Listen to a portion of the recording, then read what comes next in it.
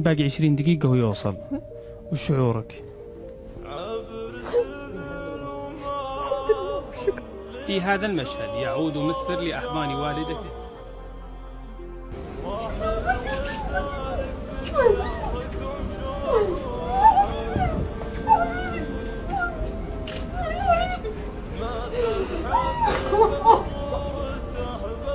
یہ ویڈیو سعودی عرب کے ایک شہر نجران کی ہے، جہاں ایک ماں اپنے اس بیٹے سے لپٹ کر رو رہی ہے جس نے صرف 20 منٹ بعد قتل کے جرم میں اپنی گردن کٹوانی ہے۔ جج نے محمد بن مرسل کی ماں سے کہا کہ صرف 20 منٹ باقی ہیں پھانسی میں، آپ کیا محسوس کر رہی ہیں؟ ماں تو ماں ہوتی ہے، آنکھیں پھٹ پڑی، سانس رک گئی اور زبان بند ہو گئی۔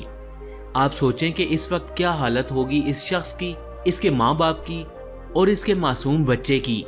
یہ واقعہ سعودی عرب میں ہوا اور کئی مہینے تک میڈیا چینلز کی زینت بنا رہا، اور پاکستان کے سوشل میڈیا پلیٹ فارم پر تو آپ نے یقیناً اس کی بہت سی ویڈیوز دیکھی ہوں گی۔ ہوا کچھ یوں کہ سعودی عرب کے ایک تاریخی شہر نجران کے ایک شخص محمد بن مرسل کی اپنے ہی ایک کزن کے ساتھ تلخ کلامی ہو گئی، اور اسی تلخ کلامی کے دوران محمد بن مرسل کے ہاتھوں اپنے اس کزن کا قتل ہو گیا۔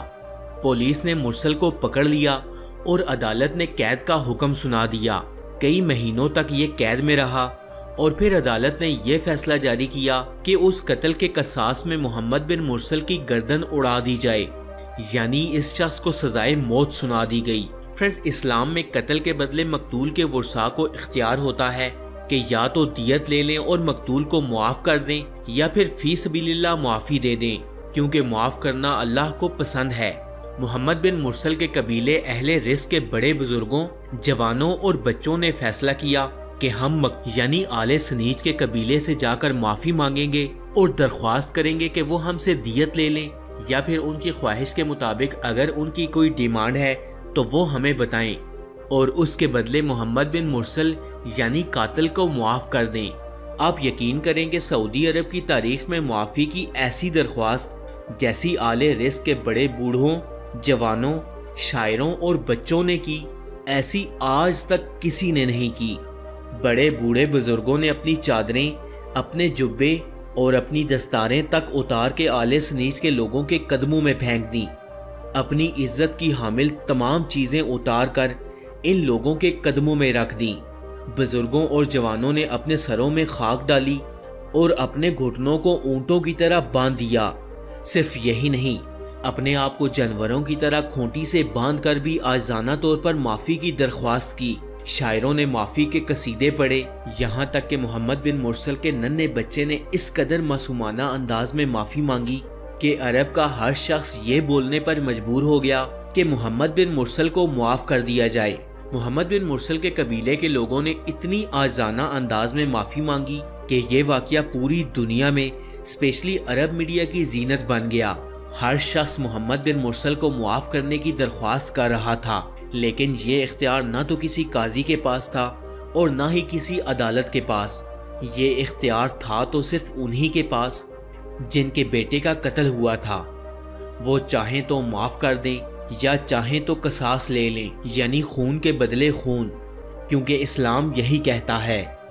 محمد بن مرسل کے قبیلے کی طرف سے کروڑوں ریال اور ہر قسم کی دیت کو ٹھکرا دیا گیا اور کہا گیا کہ ہمیں اس قتل کے بدلے صرف قصاص چاہیے۔ اسلام کے قانون کی خوبصورتی یہی ہے کہ وہاں کے قانون کے مطابق ہر چھوٹا اور بڑا برابر ہے۔ مقتول کے ورثاء نے محمد بن مرسل کو معافی نہ دی اور قصاص لینے کا حکم دیا، اور پھر عدالت نے 20 سپٹمبر 2023 کو محمد بن مرسل کی گردن قصاص میں اڑا دی۔ فرینڈز، شاید یہ پہلا واقعہ تھا جس میں وہی لوگ قاتل کے لیے بھی روئے اور وہی لوگ مقتول کے لیے بھی۔ شاید یہ عرب دنیا کا واحد قاتل تھا جس کے لیے سارے عرب نے دعائیں مانگی۔ یہ شاید وہ واحد قاتل تھا جس کی رہائی کے لیے اس کے ماں باپ اور بچے کے ساتھ ساتھ پورا عرب رو پڑا۔ فرینڈز، یہ بالکل وہی جھلک ہے جب حضور پاک صلی اللہ علیہ وسلم کے دور میں قبیلہ بنو مخزوم کی ایک اعلیٰ نسل کی عورت جس کا نام فاطمہ تھا، اس نے چوری کی، تو ایک صحابی کے ذریعے حضور کو پیغام بھجوایا گیا کہ اس عورت کا تعلق بڑے مضبوط قبیلے سے ہے، آپ چاہیں تو اسے معاف کر دیا جائے۔